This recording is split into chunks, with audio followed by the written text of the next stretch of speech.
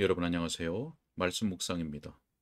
우리는 혼인잔치의 비유라는 제목으로 설교했던 찰스 스펄전 목사님의 설교를 통해서 마태복음 22장 2절로 4절 말씀을 묵상하고 있습니다. 먼저 본문의 말씀을 읽겠습니다.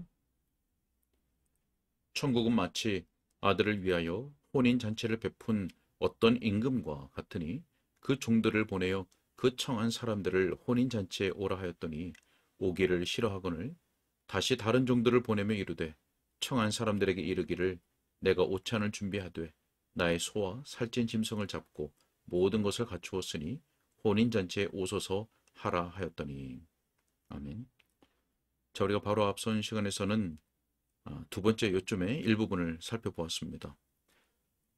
아들을 영화롭게 하고자 하는 하나님의 그 원대한 뜻을 이루는 방식은 너그러운 방식이라고 했습니다. 긍휼과 사랑과 행복, 그리고 기쁨과 굶주린 영혼의 만족함, 그리고 우리를 하나님과 예수 그리스도와 사귐이 있도록 하는 너그러운 방식이다 라고 하는 내용이었죠. 자, 계속되는 내용을 읽고 묵상하도록 하겠습니다. 자, 저는 이미 모든 비용을 그분이 담당하신다고 말씀드렸습니다. 그 잔치는 정말 풍성하기 이를 데 없는 잔치였습니다. 소를 잡고 살찐 고기가 배설되었습니다. 그러나 이 모든 음식 가운데 어떤 것도 하객들의 초장이나 외양간에서 취해온 것이 아니었습니다. 복음은 정말 값비싼 사업입니다. 그리스도의 심장 자체를 짜내어서 이 큰 잔치의 대가를 지불하신 것입니다. 그러나 복음의 큰 잔치에서 죄인에게는 아무런 대가를 요구하지 않습니다. 돈이나 공로나 그 잔치의 준비를 요구하지 않습니다. 여러분은 복음 잔치에 있는 그대로 나올 수 있습니다. 왜냐하면 여러분에게 요구되는 혼인 예복이 여러분을 위해 값없이 준비되어 있기 때문입니다. 여러분은 있는 그대로 주 예수 그리스도를 믿으라는 명령을 받았습니다. 여러분이 할 일은 아무것도 없습니다. 다만 그의 충만한 데서 받기만 하면 되는 것입니다. 영접하는 자, 곧 그 이름을 믿는 자들에게는 하나님의 자녀가 되는 권세를 주셨으니. 자, 여러분에게 잔치가 필요한 헌물을 드리라고 요구하지 않습니다. 무한하신 긍휼로 이루어진 하나님의 잔치에 참여해서 즐겁게 먹으며 기뻐하기만 하면 되는 것입니다. 자, 또한 복음은 복음을 받는 자들에게 얼마나 존귀한 것입니까? 왕의 혼인잔치에 초대를 받는 일은 초대받은 사람에게 대단히 큰 명예였습니다.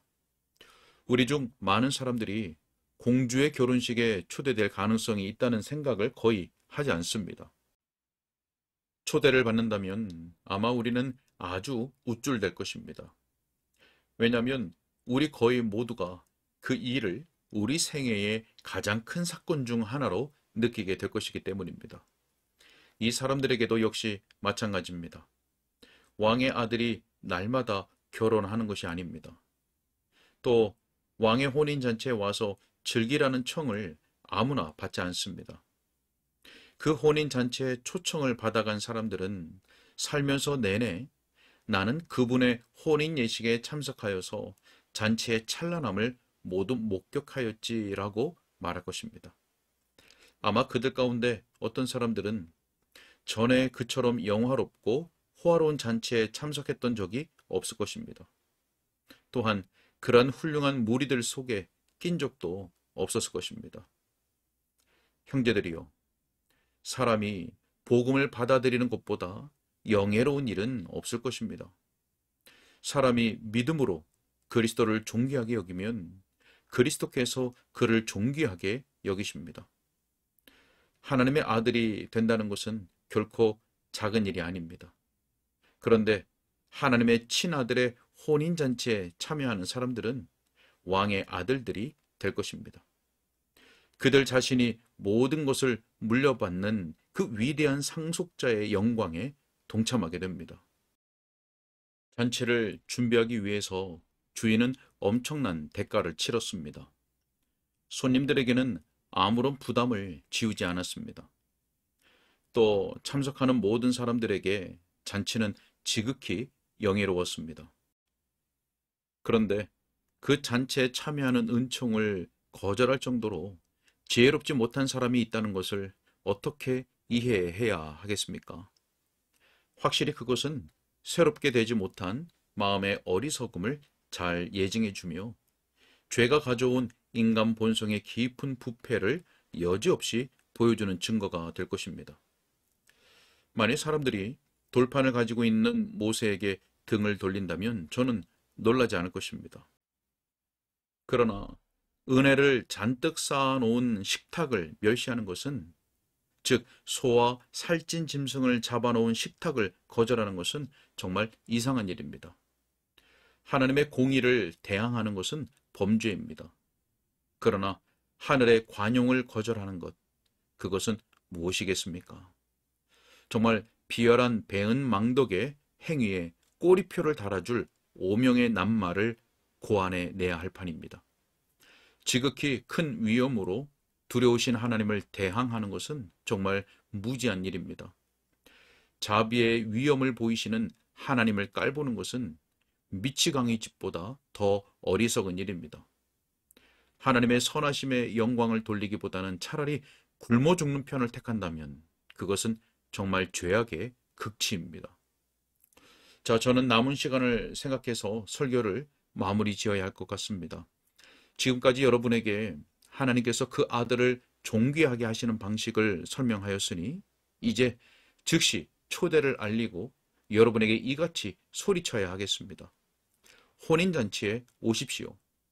여러분, 오셔서 은혜로 준비한 것들을 받아들임으로써 예수님을 영화롭게 하십시오. 그리스도의 의에 맞서서 자신의 행위를 높인다면 그 행위가 결코 주님을 존귀하게 하지 못할 것입니다. 만일 여러분이 회개를 그리스도의 보혈에 필적하는 것으로 생각한다면 그 회개마저도 그리스도를 영화롭게 할 수 없습니다. 범죄한 죄인이요, 있는 그대로 와서 예수님께서 여러분에게 값없이 제공하시는 긍휼을 받으십시오.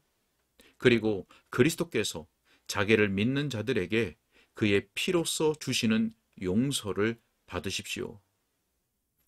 자, 한번 생각해 보십시다. 왕의 사신이 심부름을 받고 나가서 왕의 초대를 받은 사람들이 초대를 무시하는 표시를 보고 그들이 오려고 하지 않는다는 것을 알았을 때 그는 틀림없이 놀라서 아무 말을 하지 못하였을 것입니다. 그 사신은 잔치에 배설된 소와 살찐 짐승들의 고기를 보았고 거기에 차려진 훌륭한 것들을 다 보았습니다. 그는 임금도 알고 그 아들도 압니다. 또 그러한 잔치에 참여하는 것이 얼마나 희락에 넘치는 일인지를 알고 있습니다. 그런데 오라는 청을 받은 사람들이 그에게 등을 돌리며 자기들의 밭으로 가기 시작했습니다. 그 사신은 메시지를 거듭 열심히 전달하며 그러는 동안 내내 그처럼 선한 임금을 대담하게도 모욕하는 패역한 행동을 보면서 기이하게 여깁니다. 저는 그가 처음에는 자기 주인을 위해서 화를 내다가 후에는 그런 터무니없는 배은망덕과 무례하기 짝이 없는 행위에 틀림없이 따르게 될 일을 알고서 불쌍히 여기는 연민의 마음이 들게 됩니다. 그는 자기가 사랑하는 동료 시민들이 그처럼 선한 제안을 거절하고 그처럼 복된 선포를 멸시할 정도로 어리석은 것을 보고 한탄하였습니다. 저도 역시 속으로 착잡하면서도 아주 안타까운 심정을 가집니다. 나의 하나님, 하나님께서 복음을 마련해 주셨습니다. 이 예배당에 있는 사람은 어느 누구도 복음을 거절하지 않게 하시옵소서. 당신의 아들을 가볍게 여기거나 모독하는 사람이 하나도 없게 해 주옵소서. 모든 자들이 예수 그리스도를 영화롭게 하는 아버지 하나님의 너그러운 방식을 즐거워하게 하소서. 예수 그리스도는 그의 교회의 신랑입니다. 그래서 여기 있는 모든 이들이 다 주님께서 사랑으로 베푸시는 그 잔치에 참여하여 잔치를 영화롭게 하게 하시옵소서. 자, 이제 우리는 세 번째 요점을 볼 때 그 즐거운 행사에 잠깐 끼어든 심각한 방해를 유감스럽게 기억하게 됩니다. 자, 왕은 심중에 생각하였습니다. 내가 큰 잔치를 벌이리라. 그리고 많은 사람들을 초청해야겠다. 그들은 내 나라가 제공할 수 있는 모든 것을 누릴 것이다. 그렇게 함으로써 내가 내 아들을 얼마나 사랑하는지를 보여줄 것이고, 더 나아가 거기에 참석한 모든 손님들이 내 아들의 혼인과 관련하여 아주 아름다운 추억을 갖게 할 것이다. 자, 그의 사신들이 나가서 전에 분명한 초대를 받은 사람들에게 때가 왔다고 알렸을 때 그들의 반응이 이와 같이 기록되었습니다. 그들이 오기 싫어하였다. 자, 그들이 올 수 없었던 것이 아니라 오려고 하지 않았습니다. 어떤 사람은 이런 이유로, 다른 사람은 저런 이유로 오려고 하지 않았습니다. 예외 없이 오기를 싫어하였습니다. 자, 여기에 임금이 구상하는 원대한 사업을 매우 심각하게 회방하는 것이 있었습니다. 임금이 손님들을 잔치 자리까지 강제로 끌어올 수 없었습니까? 있었습니다. 그러나 그렇게 하면 그의 뜻은 이루어지지 않을 것입니다. 임금은 억지로 끌려온 노예들로 자기 보좌를 빛나게 하고 싶지 않았습니다. 마지못해 와 앉아있는 사람들은 혼인잔치를 빛내주지 못할 것입니다. 신하들을 강제로 동원하여 잔치 자리에 참석하게 하는 것이 왕에게 무슨 영예가 되겠습니까? 안 됩니다. 앞에서 말씀드렸듯이 신하가 진정으로 하객이 되어야 하기 때문입니다. 손님들이 잔치에 올 때 즐거운 마음으로 오는 것이 잔치의 품위를 나타내는데 필수적인 요소였습니다. 그런데 손님들이 오고 싶어 하지 않았습니다. 자, 어째서입니까? 어째서 그들은 오지 않으려고 합니까? 자, 이 질문에 대한 대답은 어째서 와서 예수님을 믿지 않느냐는 질문에 대한 대답과 같을 것입니다. 초청을 받은 많은 사람들이 그 일에 별로 관심이 없었습니다. 왕의 아들을 결혼시키는 일에 대해 그들은 관심을 보이지 않았습니다. 왕가의 결혼식은 대단히 큰 일이고 백성들의 높은 관심거리입니다. 울타리를 치고 도랑을 파러 간 농부들이나 장사를 하는 사업가들이나 솔직하게 말하는 사람들이었습니다. 그들이 궁궐과 임금님과 왕자와 왕자의 신부 또는 임금님의 만찬에 대해서 무슨 관심이 있었겠습니까? 그들이 그렇게 말은 하지 않았지만 그렇게 느꼈습니다. 왕가의 혼인잔치가 그 자체로는 멋진 일일 수 있지만 그들의 관심사에서는 완전히 벗어난 일이었습니다. 이 시대에 얼마나 많은 사람들이 그런 식으로 처신합니까? 우리는 이 시대에 사람들이 이렇게 말하는 것을 들어왔습니다. 일하는 노동자에게 종교가 무슨 상관이 있냐? 자, 사업에 바쁜 사람들은 신앙을 위해서 시간을 할애할 수 없고 돈 벌 궁리를 하는 것이 더 낫다고 말하는 사람들도 있습니다. 주님께서 이런 사람의 어리석음을 불쌍히 여기시기를 원합니다. 여기에 바로 복음에 대한 큰 장애물이 있습니다. 모든 구상들 가운데 가장 위대한 구상, 곧 하나님께서 죄인들을 불쌍히 여기심으로써 당신의 아들을 영화롭게 하신다는 이 구상에 대해 인간이 관심을 보이지 않는 이것이 큰 장애물입니다. 오늘 여기까지 읽겠습니다. 네, 천국 혼인잔치의 대가는 그리스도의 피로 지불되었지요. 대신 죄인에게는 아무런 대가가 요구되지 않습니다.